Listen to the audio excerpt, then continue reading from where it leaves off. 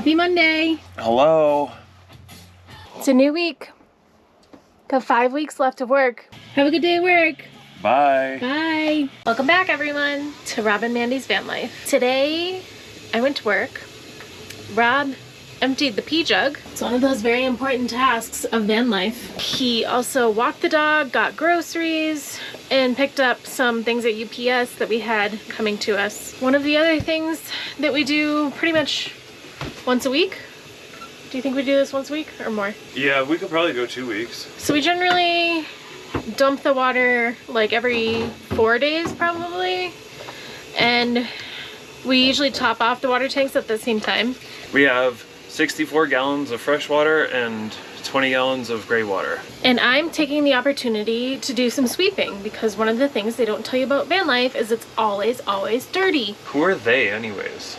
Lucky for us, Affinity RV is not very far from work and they have free dumping and free water fill up, so that's great. Thank you. This is generally what Loki does whenever we're doing chores, especially at nighttime because he's tired. Happy Tuesday. It's cold out here. What the heck happened? Last night we had a video chat with Sean and Jenny. Hi, Sean and Jenny. And then we cooked dinner at your work. Hey, this way. And it was pretty windy. And we slept downtown because we're trying to disperse our time. Does that make sense? No. We don't want to upset the Rangers anymore. So we're giving it some time before we go back to National Forest Land and just kind of bouncing around town, doing some urban camping. That's van life. It was like pretty windy last night and I don't know if it was sleet or just rain, but sometimes it sounded pretty intense. Like maybe they were large raindrops or small ice pellets. Like camping. It was intense. When we parked, we locked the doors after we got in, and then somebody tried to pull on the door handle to get in. I don't know why, but they left, so not sure about this spot. You just try to get into somebody else's vehicle? I don't know. Unfit? What do you think you guys will do on this poopy rain day? Write for our blog, edit video. Have you guys checked out our blog yet? We'll put the link down below again. We're a little behind. We're further ahead with the videoing, but Rob's doing a good job with the blog, so you guys should check it out. Hi guys. So we still have that sticky note full of places that we need to go before we need and want to go. The sticky note. So that's like 4 weekends before we leave Arizona. So we're trying to strategize how best to see them all. We've got 5 weeks left. Well, 5 if you count the last weekend. I think we're gonna go to Tucson the last weekend in Saguaro National Park because we know people who are visiting Arizona. Hi, Mike and Annie. Do you think they're watching? I don't know. And they are planning to be in Tucson that weekend, so we might as well just go see some people from home. So that leaves all these other spots. We're still listening. We could probably also go to Bisbee once we go to Tucson. We just keep on driving for a little bit. I won't have to be back for work that Monday, so we have some time. So we can do Bisbee and that place your Uncle Ken mentioned that's down in the southeast corner of Arizona. I forget, but he said it's really dark skies.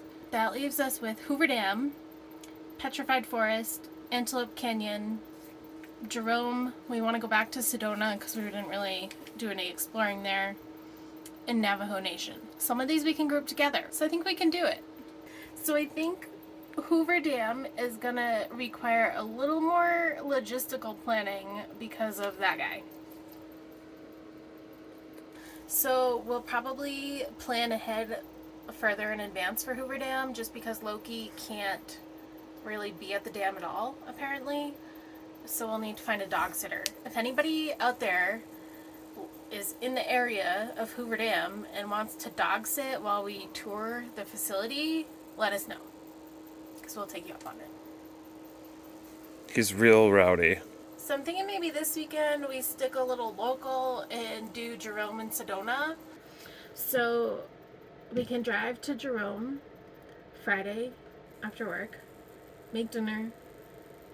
It takes about an hour to get there, so get there at like 6 o'clock, make some dinner, scope out the town, wake up in the morning, get some breakfast. There's nothing there because it's a ghost town, so that takes 0 time. Hopefully there's no donkeys. Yep. And your dad suggested it, so it better be good. He would tell us if there are donkeys. He didn't mention donkeys. And then wake up Saturday morning, make breakfast, drive the half an hour to Sedona. We drive through Cottonwood. So we get to Sedona at like 6:30, 7. We get to Sedona at like noontime. Wow. We should probably just drive straight to the hike first, right? And then we'll go into the town proper after. Yeah. I just mean like the general vicinity. We'll do some sort of hike in the Sedona area in the desert. Mm-hmm. And then probably stay on BLM land in Sedona that night. Alright, is there any? Yeah. Okay. And then we can scope out some art galleries or something, maybe Sunday before we leave the town. Okay. Or do something downtown. Can Dog go to those? Maybe. Okay. Maybe they have an outdoors one. Perhaps. After that, we can drive from Sedona through Oak Creek Village. I think there's like a canyon somewhere near there. Maybe do another hike that day. Okay. And then that will get us to Camp Verde, and we can see Montezuma's castle, which Dog is allowed to go to. Okay. And then I think it's like 45 minutes-ish from Camp Verde to Prescott to come back Sunday evening. Okay. Does that sound like an okay plan? Yeah, I feel like getting back late on Sunday is nice because we don't have to do anything, and then we can like do more stuff on Sunday than what we're used to doing. And we can stay, like, if it's after dark, it's less conspicuous if we stay downtown or whatever. Yeah. We just park and sleep. I feel like when we had a house, we just had to get back and do like a whole bunch of shit. Laundry. Yeah. And cleaning and unpacking everything. Mm-hmm. So that's pretty much how we come up with a weekend plan.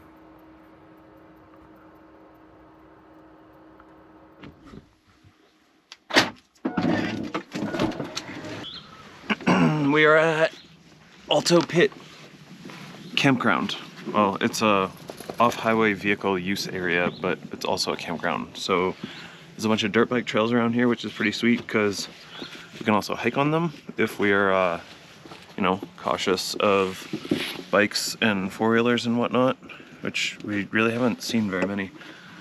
But I am going to try to mount our air compressor today. We've got this portable air compressor from Smittybilt, but it does fit in our trunk in the back of the van, but it will take up a lot less space if I can mount it under the hood. So you can get an idea of the actual size of this thing. This is a liter of water. It's pretty big.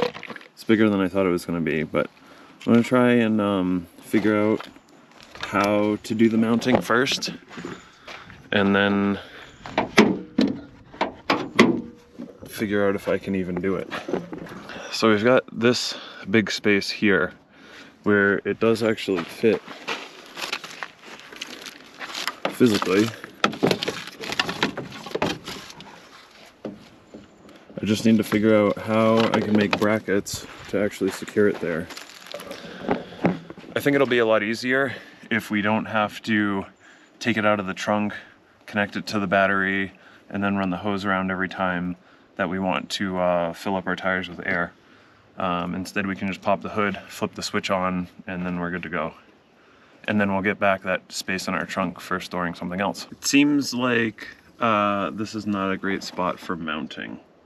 It would be nice because it would be really easy to connect to a power supply because we've got battery terminals here, and it just would be nice to take up this space that's otherwise useless because this thing gets hot, all the stuff that's in here gets hot, so it would be fine, it would be happy for temperature. It's pretty dry under here, but because of the ECU, that's the engine control, that piece with the fins on it, That's really complicating it because there is some structure underneath that, but it would be really complicated to navigate around that with a mount that would be secure enough. It's definitely doable, but I don't think that it's doable out here without all of my tools. So I'm gonna try and see if I can find somewhere that it might be a little bit easier to mount. I struck out on trying to find a home for the compressor at the moment. There's a few places, but I don't love any of them. So I wanna think on it some more. But the water pump has been running in here periodically. It'll come on for like a tenth of a second. And that's because it comes on automatically when it detects that the pressure in the system is low. So like when you turn the faucet on, the pressure will drop and then the pump will come on to keep water flowing out of the faucet. And then when you close the faucet, the pump shuts off. And that's fine. But it's been coming on just for an instant to bump up the pressure when we are like in bed, not using any of the water. I chalked it up to the heating system coming on and the water temperature in the water heater rising and then falling, and that causing like a slight pressure change and triggering the pump. But I did a little digging today and I found that we've actually sprung a leak, and I don't know if you're gonna be able to see it or not, but I got like all this stuff torn out here, but this is where the leak is. And it's this white hose. I don't know if you can see that line, but right next to my thumb, there's like a line, and it goes all the way to the tip of my finger there. And I think what happened was that the line got pinched because it was zip tied to some other plumbing and electrical there, and I think that it was just smushed against the floor a little bit, and it creased the line just a tiny bit, and it over time has just caused it to leak at that spot. I just got this union, and I'm gonna just cut and splice this in where the leak is, and I hope that will resolve it. I might need to get a piece of tubing to replace the section from there all the way over to here. It ends right here. I've already disconnected it to let the water out of there. But also I'm realizing that this is not the right size because the size that I thought it was not in stock, but I got that one just in case. But the good thing is we're still in the Home Depot parking lot.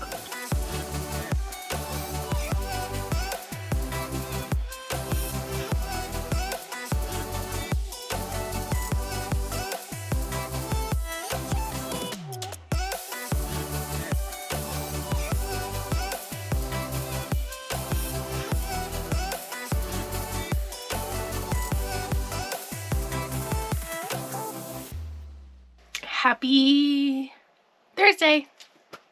I think we forgot to video yesterday, or I did, maybe Rob did. Last night we made steaks and potato and carrots for dinner, and it was delicious. When we woke up this morning, it was like 60 degrees in here, and we usually keep the thermostat set at like 68. I think that yesterday when I was fixing the leak, I might have unplugged the heater by accident. So now I get to investigate. Whoopsie. At least, like, it only got down to 60. Like, it's still pretty warm out here, so... And we did good insulating. Yeah. So it wasn't uncomfortable until I wanted to get out of bed, and I was like, why is it so cold?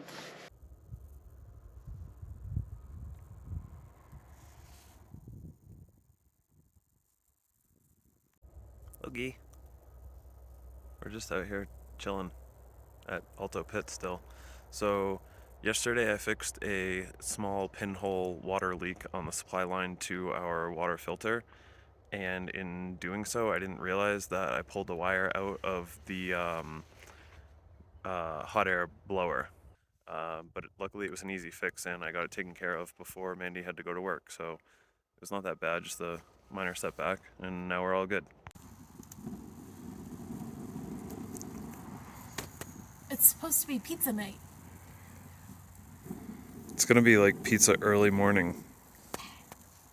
Do you want to tell everyone what just happened? Do you want to show them the pizza? Yeah, it's right here. It took a few hours, a couple hours, but it was really good. Really good pizza. What kind of pizza was it? I did barbecue chicken and bacon and is it caramelized onion? Grilled onion. And red pepper and barbecue sauce and cheddar cheese. It was one of the better ones that we've made, like, in the last several, do you think? Yeah. How many? Top 10? Yeah, probably. Without Amy's pizza oven. But it was dark, so we couldn't really show you on the video because we cooked outside on the little grill. We got video of lighting the fire, and then it was too dark to record anything else. Pizza didn't last that long anyway. No. Loki ate all of it. Guys, so I'm editing the video now. Look, that's me. And it's 16 minutes long. I had no idea we recorded so much video. So, stay tuned and we'll show you what we did in Jerome and Sedona on Wednesday.